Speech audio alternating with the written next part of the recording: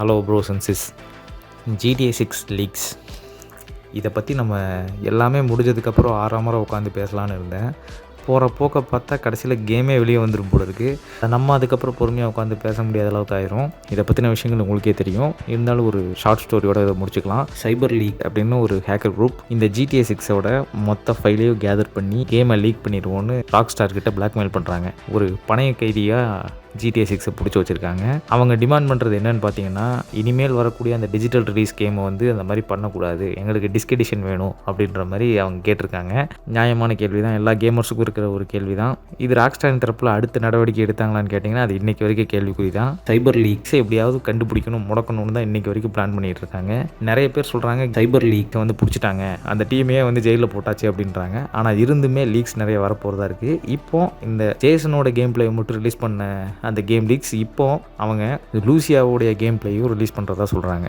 இது இப்படியே போயிடுச்சுன்னா நாளைக்கு கேமே கூட லீக் ஆக வாய்ப்பு இருக்குது. இன்னொன்று, ஸ்டோரியை லீக் பண்ணி ஸ்பாய்லர் பண்ணலை, அந்த ஒரு விதத்தில் பாராட்டலாம். இந்த கேமில் நியாய தர்மங்கள் அப்படின்றது நிறைய விஷயங்கள் இருக்குது. அதை நம்ம போக போக வீடியோவில் பார்ப்போம். முதல்ல இந்த கேம் லீக்ஸோட டிமாண்டை பற்றி நம்ம எல்லாருக்கும் தெரிஞ்சிச்சு.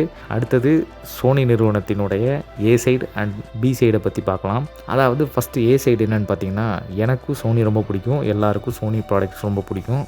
அந்த காலத்தில் வால்க்மேன் பிளேயர்லாம் வந்து நிறைய பேர் கேட்டிருப்போம், நானும் அதை யூஸ் பண்ணவன் தான். ஸோ அவங்க வந்து என்ன சொல்கிறது, அவங்களோட இந்த கைண்ட் கஸ்டமர் சப்போர்ட் இன்றைக்கி வரைக்கும் ப்ளே ஸ்டேஷன் வரைக்கும் வந்திருக்கு, அது வேறு விஷயம். ஆனால் பி சைடு அப்படின்றது ஒரு சோனி கம்பெனிக்கு இருக்குது. அது என்னென்னு பார்த்தீங்கன்னா, அது ஒரு பெரிய டார்க் சைடு மாதிரி போயிட்டே இருக்கும். ஈவன் மைக்கேல் ஜாக்சனில் ஆரம்பித்து இன்றைக்கி நடந்துகிட்டு இருக்க இந்த லீக்ஸ் வரைக்குமே வந்து சோனிக்கு மிகப்பெரிய ஒரு பங்கு இருக்குது. அந்த மாதிரியான ஒரு பி சைடை கொண்டது தான் இந்த சோனி.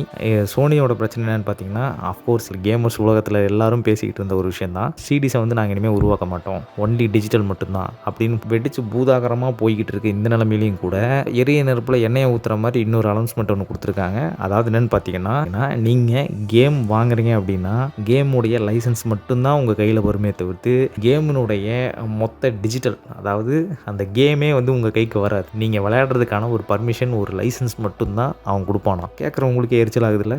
அஃப்கோர்ஸ் இதை கேட்டப்போ எனக்கே மண்டை சூடாச்சு. இதை நம்ம முற்றிலும் ஏற்றுக்கவே முடியாது. காரணம் என்னென்னு பார்த்தீங்கன்னா, சிடியை பற்றின அருமை இன்றைக்கி வரைக்கும் நிறைய பேருக்கு தெரியும். இதை வந்து இன்ஸ்டாகிராமில் நான் ஒரு வீடியோ பார்த்தேன். அந்த வீடியோ நான் சேவ் பண்ணி வச்சுருக்கேன். காப்பிரைட் வரலன்னா அந்த வீடியோவோட அட்டாச் பண்ணுறேன், பாருங்கள். அதில் அந்த நபர் என்ன சொல்கிறாருன்னு பார்த்தீங்கன்னா, பெரிய கலெக்ஷனே வச்சுருக்காரு. ஒரு டிஸ்கோட ஆல்பத்தில் வந்து எல்லா கேம் A to Z எல்லாமே வச்சுருக்காரு.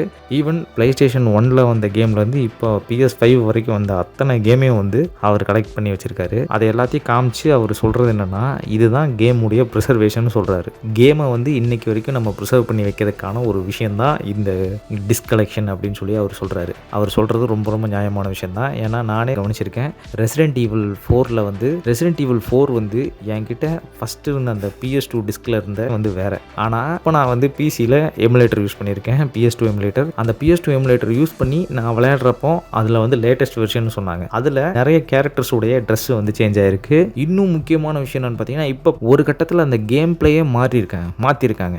ஸோ அந்த கேம் பிளேயை மாற்றும் பொழுது ஒரிஜினல் வெர்ஷன் எங்கே அப்படின்ற மாதிரி போகும். இப்போ கேம் அப்படின்னு பார்த்துட்டிங்கன்னா அதுக்கு நிறைய வெர்ஷன்ஸ் இருக்குது. வெர்ஷன் 1 ஆரம்பித்து போகும், 10-15 வெர்ஷனுக்கு மேலே போகும். அவங்க அப்டேட் விட்டுட்டே இருப்பாங்க.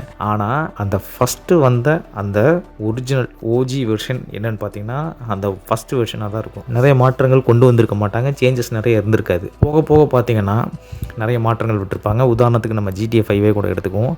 ஃபஸ்ட்டு பார்த்தீங்கன்னா வெப்பன்ஸ் வந்து ஒரு லிமிட்டாக தான் இருக்கும். நான் PS3 விளையாடும்போது பார்த்தீங்கன்னா ஒரு லிமிட்டட் வெப்பன் மட்டும்தான் இருக்கும். இன்றைக்கி நான் PC வெர்ஷனில் விளையாண்டுட்டு இருக்க GTA 5 பார்த்தீங்கன்னா வெப்பன்ஸ் எக்கச்சக்கமாக இருக்கும். ஏலியன் வெப்பன்லாம் கூட அதில் இருக்குது. ஸோ இதெல்லாம் வந்து அடுத்தடுத்து வந்து அப்டேட்டில் வருது. நிறைய பேர் அந்த கேமை மாட் பண்ண ஆரம்பிச்சிடுறாங்க. பட் அந்த கேமுடைய ஓஜி காப்பி எங்கே அப்படின்னும்போது அந்த இடத்துல கேள்விக்குறிகள் வருது. இதை வச்சு அவங்க சொல்ல வர்றதை நம்ம ஈஸியாக புரிஞ்சுக்கலாம். உங்களால் ஒரு கேமை சொந்தமாக்கிக்க முடியாது. So you cannot own the game. Gamers வந்து இந்த கேமோட நிறுத்திடலை, அவங்க எல்லா விஷயத்துக்கும் போயிட்டாங்க. மூவிஸ் போயிருக்காங்க, மியூசிக் எல்லாமே வந்து அப்படி தான் சொல்கிறாங்க. இப்போ நீங்கள் மூவிஸை வந்து பார்க்குறீங்க, 10-15 வருஷத்துக்கு முன்னாடி வந்து பார்த்தீங்கன்னா, நீங்கள் சிடிஸில் நம்ம ஒரு படத்தை நம்ம காசு கொடுத்து வாங்குறோம் அப்படின்னா, அந்த டிஸ்க் நமக்கு கிடைக்குது. அந்த படத்தை நம்ம எப்போ வேணாலும் பார்த்துக்கலாம். நம்மகிட்ட CD player or DVD player இருந்தால் போதும் அப்படின்ற ஒரு நிலைமை இருந்தது. ஆனால் இப்போ பார்த்தீங்கன்னா ஓடிடி வந்திருக்கு. ஓடிடியில் வந்து நீங்கள் எங்கே இருந்தாலும் படத்தை பார்க்கலாம். அதுக்கு நீங்கள் ஒரு சப்ஸ்கிரிப்ஷன் போட்டிருக்கணும். உங்ககிட்ட ஒரு சாலிடான இன்டர்நெட் இருக்கணும். குறைஞ்சது ஒரு 50 mbps ஸ்பீடில் இருந்தால் தான் உங்களால் படத்தை என்ஜாய் பண்ண முடியுன்ற நிலைமை வந்திருக்கு. அடுத்து நம்ம மியூசிக் சைடு போனோம்னா மியூசிக் எல்லாமே இருக்குது. ஆனால் நீங்கள் ஸ்பாட்டிஃபைல போய் தான் கேட்குற மாதிரி இருக்கணும். முதல்ல வந்து பார்த்துட்டிங்கன்னா சிடி இருக்கும். அதுக்கும் முந்தைய காலத்தில் பார்த்தீங்கன்னா கேசட் ஒன்று இருக்கும். அதில் வந்து ப்ளே ஆகிற அந்த குவாலிட்டி பார்த்தீங்கன்னா ஃப்ளாக் ஃபார்மெட்டுக்கு இணையாக இருக்கும். அஃப்கோர்ஸ் அது ஃப்ளாக் ஃபார்மெட்டுன்னு தான் நினைக்கிறேன், சரியாக தெரியல. ஸோ அந்த ஃப்ளாக் ஃபார்மெட்டை வந்து இப்போ நீங்கள் வாங்க முடியாது. MP3யில் 320 kbps மட்டும்தான் உங்களால் கேட்க முடியும். ஆப்பிளில் வந்து இப்போ ஃப்ளாக் ஃபார்மெட்டோட நீங்கள் கேட்கலான்னு சொல்கிறாங்க. பட் ஆனால் டிஜிட்டலில் ஃப்ளாக் ஃபார்மெட்டு இந்தளவு வருமா அப்படின்றது அது ஒரு மிகப்பெரிய சந்தேகம் தான். இன்னொன்று, நீங்கள் கேம்ஸ் ஓன் பண்ணாலும் மியூசிக் ஓன் பண்ணாலும் அந்த கேம்ஸ், மியூசிக், மூவிஸ் அதெல்லாம் வந்து எங்கே அப்படின்னு நீங்கள் காட்டும் பொழுது அது எங்கேயோ காற்றுல இருக்கிறதா தான் நம்ம எல்லோரும் சொல்லுவோம். உண்மை இன்றைக்கி அப்படி தான் போயிட்டுருக்கு. ஏன்னா இப்போ எல்லோரும் எல்லா விஷயத்தையும் ஓன் பண்ணியிருக்கோம். இப்போ PS5ல் டிஜிட்டலாக வாங்கியிருக்க எல்லா கேம்ஸுமே கூட நம்மக்கிட்ட ஒரு ஃபைலாக எடுக்க முடியாது. காரணம் என்னென்னா, இதுக்கு முன்னாடி நான் சொன்ன மாதிரி எரிய நெருப்பில் எண்ணெயை கூட்டுற மாதிரி சோனி ஒரு அறிவிப்பு விட்டான்னு பார்த்தீங்களா, லைசன்ஸ். ஸோ இந்த லைசன்ஸ் மட்டும்தான் நம்மகிட்ட ஆக்சஸ் பண்ண கொடுத்துருக்கானே தவிர்த்து மொத்த கேம் ஃபைல் எல்லாமே வந்து அவங்ககிட்ட தான் இருக்கும். ஸோ இந்த மாதிரியான விஷயங்கள் இந்த பக்கம் போயிட்டுருக்கு. அடுத்தது நம்ம ராக் ஸ்டார் பக்கம் வருவோம். முக்கால்வாசி கேமர்ஸ் இது எல்லாத்துக்கும் தெரிஞ்சது தான். எனக்கு ராக் ஸ்டார் மேலே தான்ப்பா சந்தேகமாக இருக்குது, எனக்கு உன் மேலே தான் சந்தேகம் அப்படின்ற மாதிரி அங்கே வர்றாங்க. ராக் ஸ்டார் பக்கமும் Take-Two பக்கமும் வர்றாங்க. காரணம் என்னென்னு பார்த்தீங்கன்னா, இன்றைக்கி லீக் ஆனது யாரோட கேம்? Rock ஸ்டாரோடைய game. இவங்க கேமை எவ்வளோ செக்யூராக வச்சுருக்கணும், பாயிண்ட் நம்பர் 1. ரெண்டாவது, அப்படி ஒரு பெரிய கம்பெனிலேருந்து ஒரு ஃபைல் லீக் ஆகுது அப்படின்னாவே அது அந்த கம்பெனிக்கு தெரியாமல் அல்லது அந்த கம்பெனிக்குள்ளே இருக்க ஒரு ஆள் தவிர எந்த ஒரு கொம்பனாலையும் அதை ஆக்சஸ் பண்ண முடியாது. இதை நீங்கள் வந்து நம்ம பிளே ஸ்டேஷன் கைகளுக்கு நிறைய பேருக்கு தெரிஞ்சிருக்கும். நான் இங்கிலீஷில் சொன்னால் அது தப்பாயிரும், நான் தமிழில் சொல்கிறேன். சிறை உடைப்பு. இந்த சிறை உடைப்பு அப்படின்றத இங்கிலீஷில் உச்சரித்து பார்த்தீங்கன்னா நான் சொல்ல வர்றது என்னென்னு உங்களுக்கு தெரிஞ்சிருக்கும். அந்த சிறை உடைப்பை சோனி கம்பெனியை தவிர வெளியிருந்து வந்த எந்த ஒரு கொம்பனாலையும் அதை பண்ண முடியாது. அதை பண்ணுறது சோனியே தான்.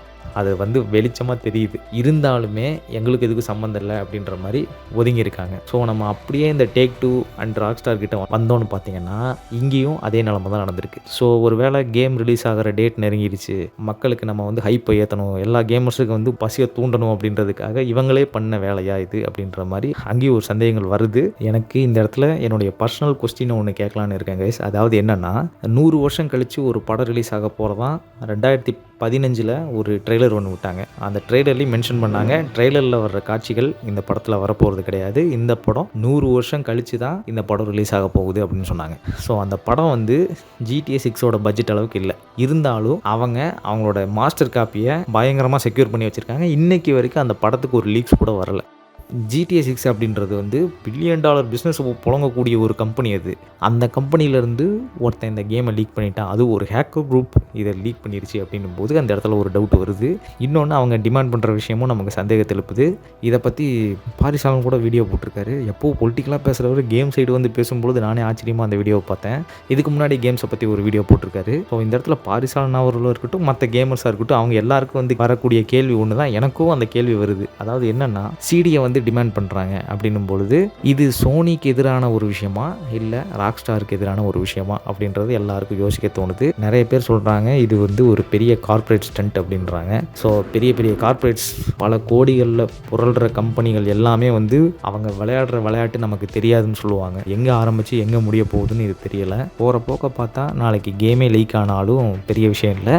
காரணம் என்னென்னு பார்த்தீங்கன்னா, லீக்ஸ் ஆகிறது பார்த்தீங்கன்னா கேம் பிளே மட்டும்தான் லீக் ஆகுது, ஸ்டோரி எங்கேயுமே லீக் ஆகலை. இன்னொன்று, இந்த கேம் லீக்ஸ் வந்து ஒரு செக் வச்சுருக்காங்க. அதாவது என்னென்னா, நமக்கு எப்படி இந்த கோட் ஜென்ரேட் பண்ணுவோம் பார்த்தீங்களா, அதே மாதிரி இங்கே ஒரு ஆட்டோமேட்டட் சிஸ்டம் ஒன்று வச்சுருக்காங்க. ஸோ இந்த ஆட்டோமேட்டட் சிஸ்டம் வந்து அடிக்கடி ரிஃப்ரெஷ் ஆகிட்டே இருக்கணும். ஆகலைன்னா இந்த கேம் மொத்தமும் லீக் ஆயிரும் அப்படின்னு சொல்கிறாங்க. இன்னொரு முக்கியமான விஷயம், அது எந்த ஒரு கன்சோல் கேமும் கிடையாது, அது வந்து ஸ்ட்ரைட்டாக PC வெர்ஷன்லேயே ரிலீஸ் ஆகிடும் அப்படின்ற மாதிரி சொல்கிறாங்க. இன்னொன்று, ராக் ஸ்டார், சோனி, மைக்ரோசாஃப்ட் இவங்க எல்லோரும் ஒரு ஒப்பந்தம் போட்டிருக்காங்கன்றது எல்லா கேமர்ஸுக்கும் ஆரம்பத்திலே தெரியும். நம்ம அந்த GTA சீரிஸ் முழுக்க நம்ம பார்த்துருப்போம். முதல்ல அவங்க PCக்கு கொடுக்க மாட்டாங்க, முதல்ல அவங்க கன்சோலுக்கு கொடுத்துட்டு அதுக்கப்புறம் தான் PCக்கு ஆப்டிமைஸ் பண்ணி தான் அவங்க வெளியிடுவாங்க. இன்னொரு முக்கியமான விஷயம் என்னென்னா, இந்த கேம் எல்லாம் தயாரிக்கிறது PCயில் தான் தயாரிப்பாங்க. அதுக்கப்புறம் தான் கன்சோலில் எந்த ஒரு கீஸை நம்ம ஃபிக்ஸ் பண்ணலாம், எப்படி ஒரு எக்ஸ்பீரியன்ஸை கேமர்ஸுக்கு கொடுக்கறது அப்படின்றத வந்து அதுக்கப்புறமா தான் டிசைட் பண்ணி ஃபிக்ஸ் பண்ணுவாங்க. ஸோ இதை வச்சே தெரியுது PCயில் தான் முதல் முறையாக இந்த கேம்ஸே வந்து தயாரிக்கப்படுது. அப்புறம் ப்ரோஸ் அண்ட் சிஸ், இந்த வீடியோவில் வந்த எல்லா டீட்டெயில்ஸும் பார்த்தீங்கன்னா ஒரு கேள்விக்குறியால் உருவாக்கப்பட்டதாக இருக்கும். இது எதுக்கும் விடை தெரியலை, இதுக்கெல்லாம் காலம் தான் பதில் சொல்லணும். ஸோ ப்ரோஸ் அண்ட் சிஸ், உங்களுடைய ஒப்பீனியன் என்ன, உங்களுடைய கேள்விகள் என்னவா இருக்குது அப்படின்றதையும் நீங்கள் கமெண்ட்டில் சொல்லுங்கள். நம்ம இதன் மூலியமாக கமெண்ட்டின் மூலியமாக நிறைய விஷயங்கள் நம்ம ஷேர் பண்ணிக்கலாம். அடுத்தது, இந்த வீடியோ ரெக்கார்ட் பண்ணிகிட்டு இருக்க இந்த நேரத்தில் லூசியாவுடைய கேம் பிளே வேறு லீக் ஆக போகுதுன்னு சொல்கிறாங்க. பார்ப்போம் என்ன நடக்குதுன்னு. Okay all bros and sis, இந்த வீடியோ உங்களுக்கு பிடிச்சிருந்துச்சுன்னா லைக் பண்ணுங்கள். உங்கள் கேமர் ஃப்ரெண்ட்ஸ் எல்லாத்துக்கும் இந்த வீடியோவை ஷேர் பண்ணுங்கள். நம்ம சேனலை போய் செக் பண்ணி பாருங்கள், இதே மாதிரி நிறைய வீடியோஸ் இருக்குது. நம்ம சேனல் உங்களுக்கு பிடிச்சிருந்துச்சுன்னா சப்ஸ்கிரைப் பண்ணுங்கள், நோட்டிஃபிகேஷன் ஆன் பண்ணிடுங்க. All bros and sis, have a good day. நான் உங்களை அடுத்த வீடியோ சந்திக்கிறேன். பாய்.